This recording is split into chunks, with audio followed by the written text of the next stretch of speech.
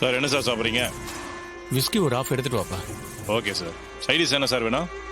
Chips வேர்க்கடலை ஏதாவது கொண்டு வா. சரிங்க சார். Okay sir.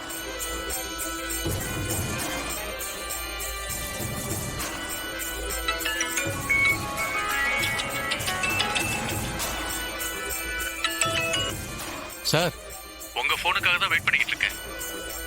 நீங்க பண்ணலன்னா நானே பண்ணிருப்பேன் சார். நான் வச்சிருக்கிற நகைங்களுக்கு நிறைய டிமாண்ட் இருக்கு.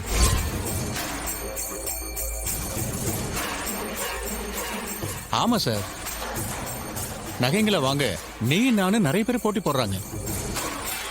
நீங்க வாங்குறேன்னு சொன்னதுனாலதான் நான் யார்கிட்டயும் பேசாம இருக்கேன். நகைங்களை எப்போ வாங்கிக்க போறீங்க? சரிங்க சார், சீக்கிரம் வாங்கிக்கங்க. என்கிட்ட இருக்கிறதெல்லாம் சாதாரண நகைங்க இல்ல, எல்லாமே பழங்காலத்து பாரம்பரிய நகைங்க சார். 100 சவரன் இருக்கு. என் கஷ்டத்துக்காக நான் விக்கிறேன், இல்லைன்னா நான் விற்க மாட்டேன். நீங்க யார்கிட்டயும் சொல்லாதீங்க. டீலிங்க காதுங்காத வச்ச மாதிரி முடிச்சிடலாம்.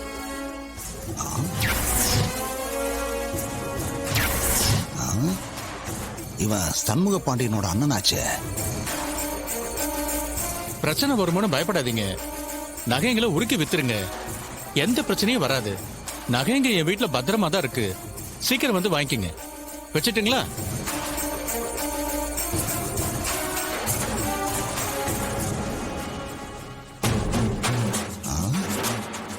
இவன் பேசுறதெல்லாம் பார்த்தா அந்த சண்முக பாண்டிய புதையல் நகைங்களை கொஞ்சம் திருட்டுத்தனமா எடுத்து வச்சிருப்பான் போல தெரியுதே.